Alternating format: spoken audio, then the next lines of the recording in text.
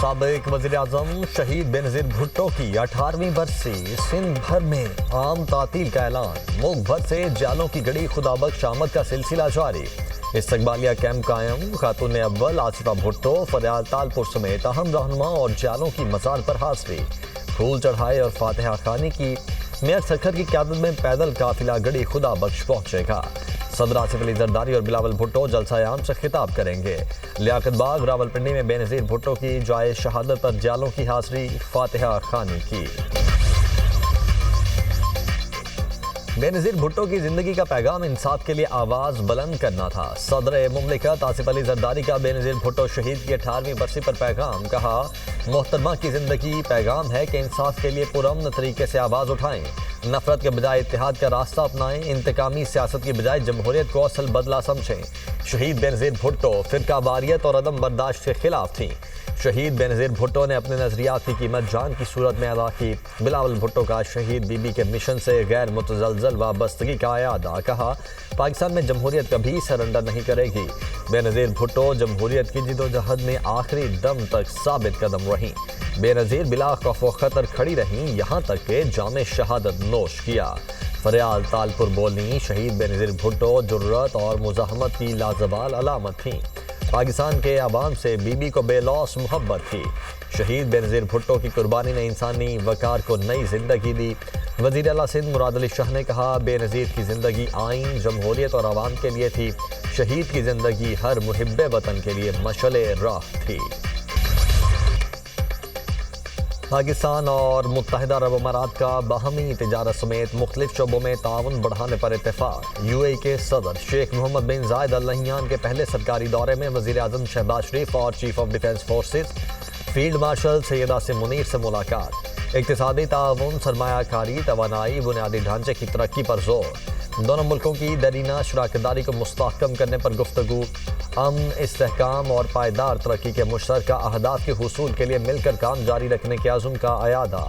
دونوں رہنماؤں کا جاری تعاون کے شعبوں میں پیش رفت کا جائزہ۔ آئی ٹی، ٹیکنالوجی اور عوامی روابط کے شعبوں میں تعاون بڑھانے کی اہمیت پر زور۔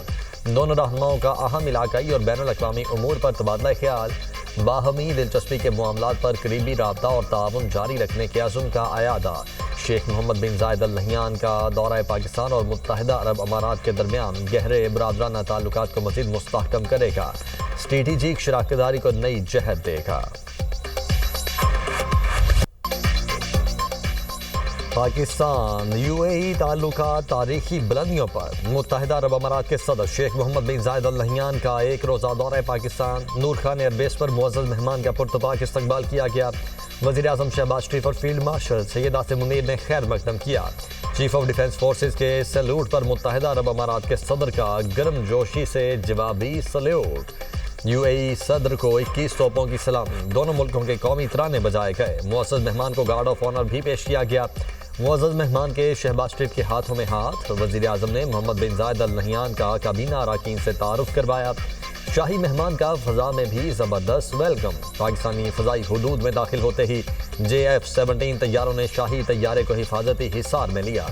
پاک فضائیہ کے لڑاکا طیاروں کے 6 رکنی دستے نے فضائی سلامی دی۔ فارمیشن لیڈر نے وزیر اعظم اور پاکستان کے عوام کی جانب سے شیخ محمد بن زائد ال نہیان کو پرتپاک سلام پیش کیا۔ یو اے ای صدر شیخ محمد بن زائد ال نہیان دورہ پاکستان مکمل کر کے وطن واپس روانہ ہو گئے۔ نئے سال کے آغاز پر یو اے ای صدر کا دورہ گرم جوشی اور خوشیوں میں اضافے کا باعث۔ وزیر اعظم شہباز شریف کا ایکس پر پیغام، لکھا دونوں ملکوں کی قیادت نے نہایت خوشگوار اور تعمیری مذاکرات کیے۔ دو طرفہ تعاون کے وسیع پہلوؤں، امن اور خوشحالی کے لیے کوششوں پر بھی تبادلہ خیال۔ پاکستان کو متحدہ عرب امارات کے ساتھ اپنے دیرینہ، گہرے اور برادرانہ تعلقات پر فخر ہے، جو شیخ محمد بن زائد ال نہیان کی سرپرستی میں مزید مضبوط ہوتے جا رہے ہیں۔ وزیر اعلیٰ پنجاب مریم نواز کا بھی متحدہ عرب امارات کے صدر کے دورہ پاکستان کا خیر مقدم، کہا دونوں ملکوں کے تعلقات لازوال اور بے مثال ہیں۔ دورہ باہمی تعلقات کو مزید مستحکم کرے گا۔ ملک کے مختلف شہروں میں دھند کے ڈیرے حد نگاہ متاثر۔ موٹر وے M2 لاہور سے کوٹ مومن تک بند کر دی گئی۔ M3 فیض پور سے جڑاوالا، M4 گوجرا سے ملتان تک بند، M5 ملتان سے اود شریف اور M11 لاہور سے سیالکوٹ تک بند۔ ترجمان موٹر وے پولیس کی شہریوں کو رات کے اوقات میں سفر نہ کرنے کی ہدایت، ڈرائیورز کو فوگ لائٹس استعمال کرنے کا مشورہ۔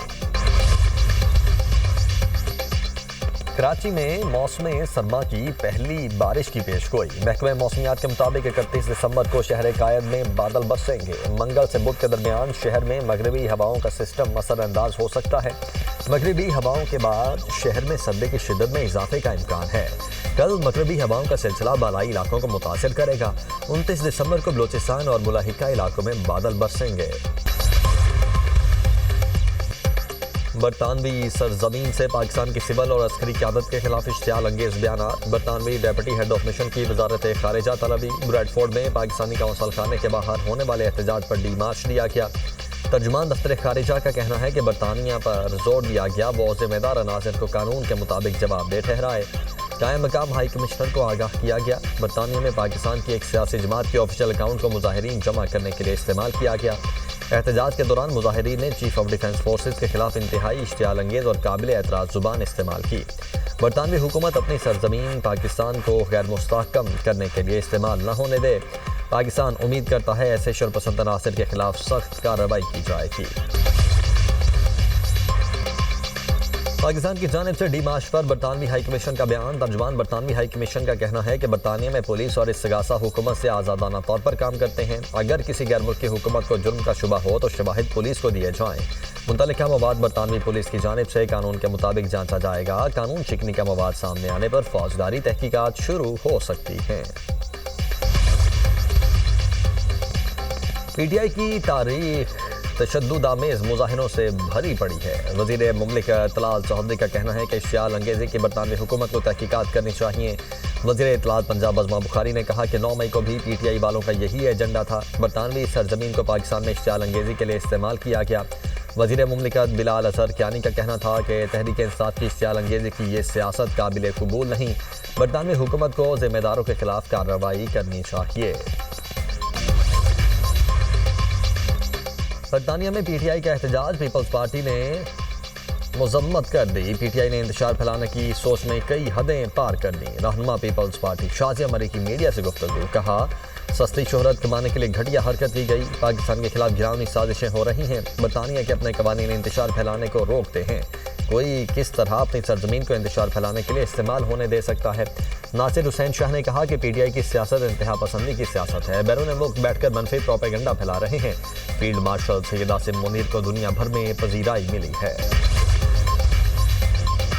سیکیورٹی فورسز کا بلوچستان کوہلو میں انٹیلیجنس بیسڈ آپریشن، بھارتی پراکسی فتنال ہندوستان کے 5 دہشت گرد مارے گئے، ہلاک دہشت گردوں سے اسلحہ اور گولہ بارود برآمد، مارے گئے دہشت گرد علاقے میں دہشت گردی کی متعدد کارروائیوں میں ملوث تھے۔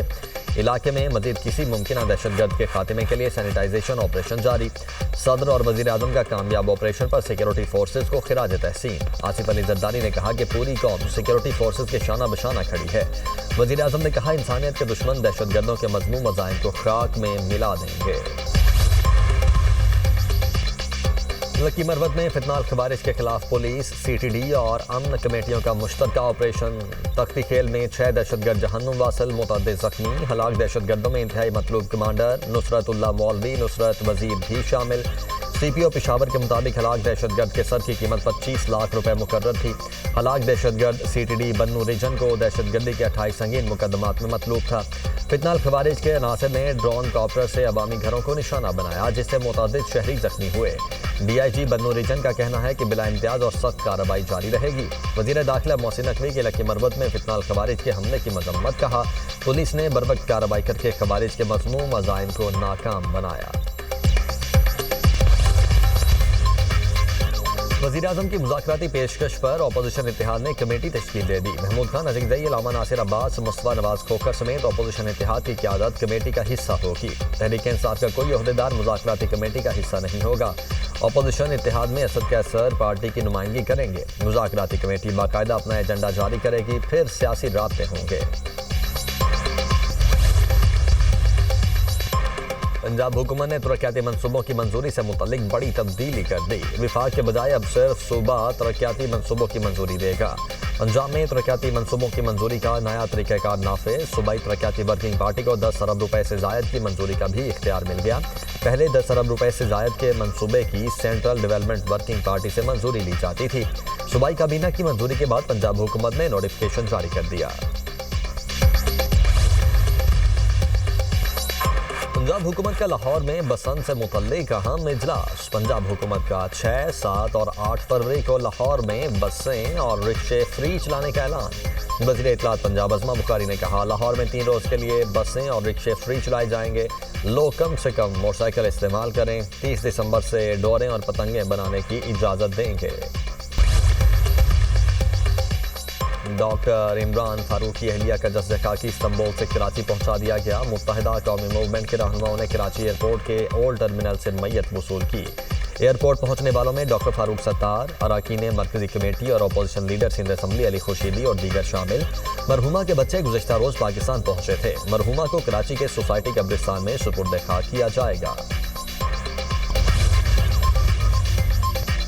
कराची में ट्रैफिक हादसात में इजाफा। टावर जी आलाना चौक में नामालूम गाड़ी की टक्कर से बच्चा जाम है। लाश हॉस्पिटल मुंतकिल। शनाख्त 12 साला लुकमान के नाम से हुई। नेटी जेठी का रिहायशी था। कराची में शारे फैसल ब्लोच कॉलोनी पुल के करीब कार में आग लग गई। आग लगने से कार मुकम्मल जल गई। कार सवार शहरी को बचा लिया गया।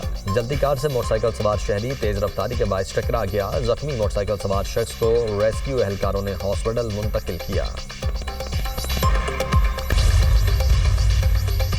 इतवार को फ्लोरिडा में अमरीकी सदर ट्रंप से मुलाकात होगी। यूक्रेनी सदर ज़ेलेंस्की कहते हैं कि रूस यूक्रेन जंग के खात्मे के लिए अमन मुज़ाकरात पर तबादला ख्याल होगा।